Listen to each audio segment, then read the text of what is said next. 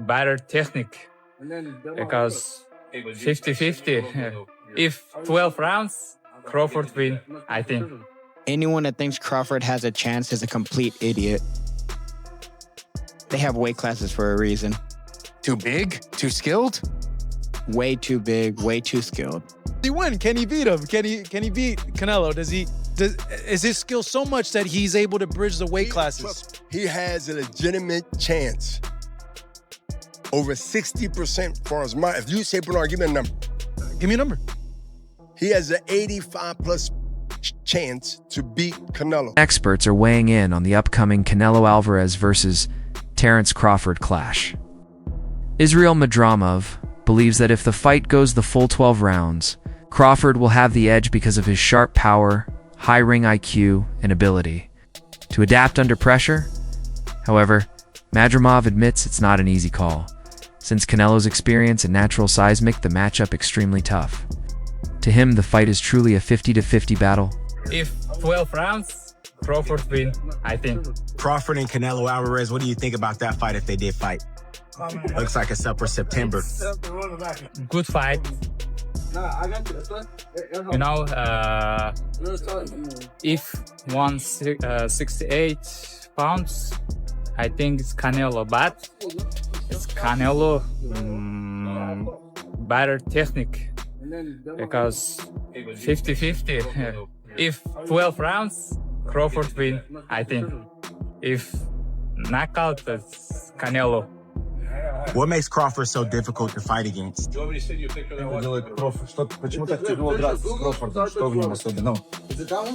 He has power, smart, in more practice.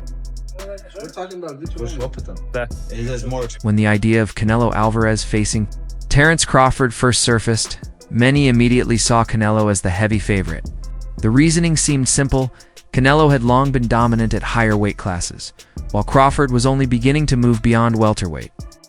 Showbiz The Adult reflected this early perception, noting how one-sided the matchup looked at first glance. Yet once training camp footage and images of Crawford emerged, the narrative began to shift. Crawford looked stronger, faster, and well-adjusted to the new weight. Instead of being dwarfed by the challenge, he appeared sharp and fully capable of carrying his skills into a bigger division. This turnaround shows how quickly opinions in boxing can change once real preparation and form are revealed. Some grounds to stand on. Now, the other second point that I think is becoming a fact is this. This fight was initially kind of a one-sided credited fight where if Terence Crawford beats Saul Canelo Alvarez, he's on a Mount Rushmore. If Saul Canelo Alvarez beats Bud Crawford, it's kind of like, of course.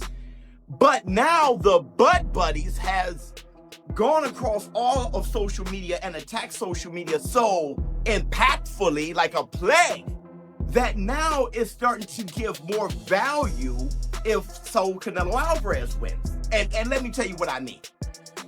You cannot tell everybody they're haters and they're stupid for thinking Canelo wins and say, hey, y'all gonna find out come September 13th how great Bud Crawford is. And you speak Crawford up, you know, you say, yeah, you said the same thing about Spence and Crawford has beat all these. You just don't know. You know, you have all these all-time great fighters saying that Crawford wins. So come September 14th, if Saul Canelo Alvarez has beaten Crawford or destroyed him, you can't take it back. You're gonna have to be like, Saul Canelo Alvarez is on Mount Rushmore, right? I mean, you can't go this heavy all over social media and in which social media controls media. So it's everything. You can't flood social media like this and just wave after wave talk about how Bud is going to whoop Canelo and forget boots and all the preparation, all that stuff. And then if Canelo wins, you don't have the same. Rolando Rolly Romero represents the skeptics who insist that weight cannot be ignored. His blunt take reflects a long-standing truth in boxing. Divisions exist to keep fights fair and protect boxers from overwhelming size disadvantages. Romero argues that no matter how talented Crawford is, moving up so drastically is a dangerous risk. History supports his view. Fighters who climbed too far beyond their natural weight, often paid the price against naturally bigger opponents. In Romero's eyes, Crawford's brilliance at 147 pounds doesn't guarantee success at 168, especially against Canelo, who has dominated the super middleweight division for years. We got Canelo, we got Terence Crawford. That's going to happen in the fall. It's going to happen here in Sin City, your hometown. How do you feel about that matchup? Anyone that thinks Crawford has a chance is a complete idiot. They have weight classes for a reason. Too big? Too skilled? Way too big, way too skilled. And this isn't a skill matchup. It has nothing to do with skill. Bernard Hopkins is not just a respected analyst. He's a legend who built his career on intelligence and longevity. For him to give Crawford an 85% chance of winning is staggering. Hopkins highlights Crawford's cerebral style, patience, and tactical awareness as the keys to frustrating Canelo. He stresses that Crawford's adaptability weather adjusting. Mid-fight or switching stances could neutralize Canelo's counters and pressure. Hopkins also knows from experience that physical disadvantages can be overcome by discipline and strategy. By assigning Crawford such a high percentage, Hopkins frames the fight less as an uphill battle and more as an opportunity to redefine greatness. On the other hand, David Benavidez, who also fights at super middleweight, takes the practical stance, picks Canelo, believing the natural size advantage will be too much for Crawford to overcome. Does he win? Can he beat him? Can he beat Canelo? Is his skill so much that he's able to bridge the weight classes? He has a legitimate chance. Over 60% for as much. If you say, Bernard, give me a number. Give me a number. He has an 85+ chance to beat Canelo. Why? He's not going in there to prove something, which will fall into Canelo's hand. He would love for him to prove something. That means you will stay there and try to prove something. But to go in there and to let him know, establish that from the first round, that I belong without showing that I am tough. I earned my position to be here. And I want to show you, even though you're being stubborn, that your time not only have came, but it's gone. He ain't going to surrender and say, I'll slow it up, so I'm going to act like it. No, he has to be shown. And it has to be. Benavidez points out that Canelo has spent his entire career competing at higher weights, becoming accustomed to handling strong opponents at 168. Crawford, meanwhile, is entering unfamiliar territory. For Benavidez, the difference between a natural super middleweight and a welterweight jumping multiple classes is simply too great. He doesn't frame it as an insult to Crawford's skills, but rather as recognition of how much comfort and familiarity matter at the elite level. To him, Canelo's experience in these weight ranges provides a safety net Crawford cannot match.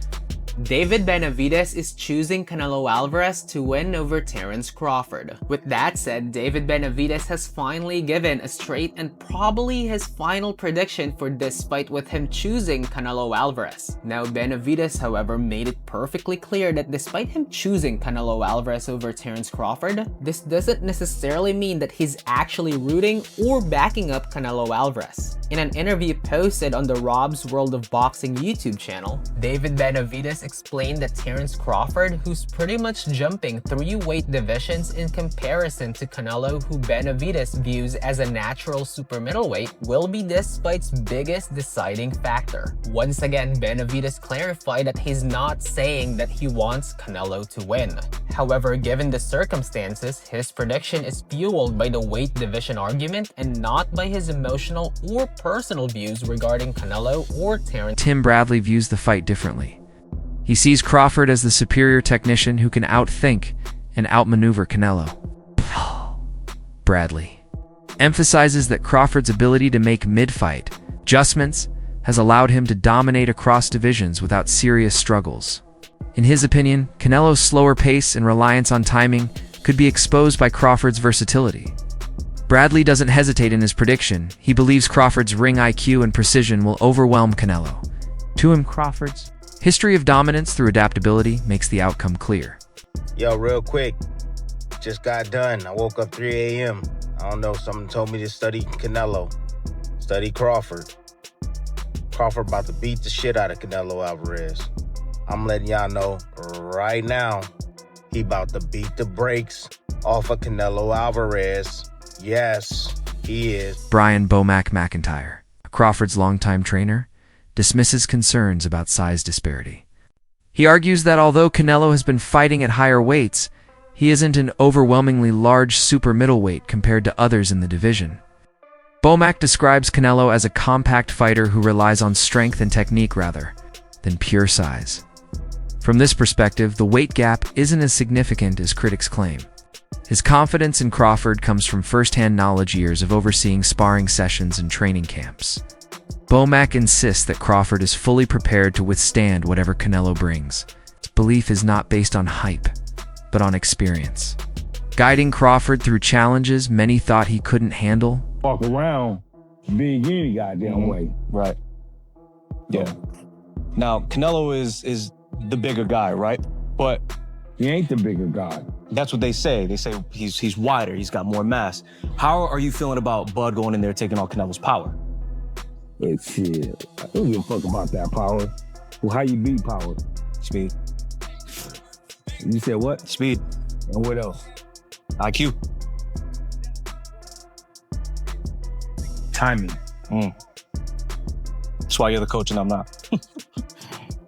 I mean, you make some good, you got some good answers, but that power ain't gonna be able to sustain throughout the fight. Watch. And he usually slows down between 6 and 7.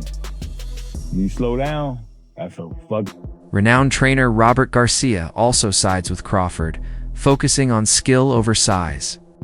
Garcia points to countless examples in boxing history where superior technique outweighed physical advantages. He believes Crawford is the kind of fighter who breaks conventional wisdom.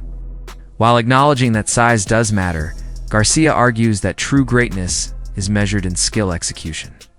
He praises Crawford's patience, timing, and ring control qualities, he says, will be decisive against Canelo. By choosing Crawford, Garcia reinforces the idea that boxing is not only about dimensions, but about intelligence and execution. Canelo versus Crawford, highly anticipated fight, quickly approaching. I know a lot of people are not very excited about that fight, and they think the size difference, huge difference, but Crawford's big, man. Crawford's a very strong fighter. He's a very smart fighter also. So look, the way Canelo's been fighting his last couple of fights, where he's just looking for one punch at a time and maybe not doing enough to hurt his opponents, maybe not doing enough to finish them off. I could see Crawford pulling it off. Decision. I think Crawford could pull off a decision because he's fast, he's smart, and he doesn't need to run. He can stay around Canelo and then just pretty much focus on winning a decision. Because I don't think he could knock out Canelo, but he could definitely.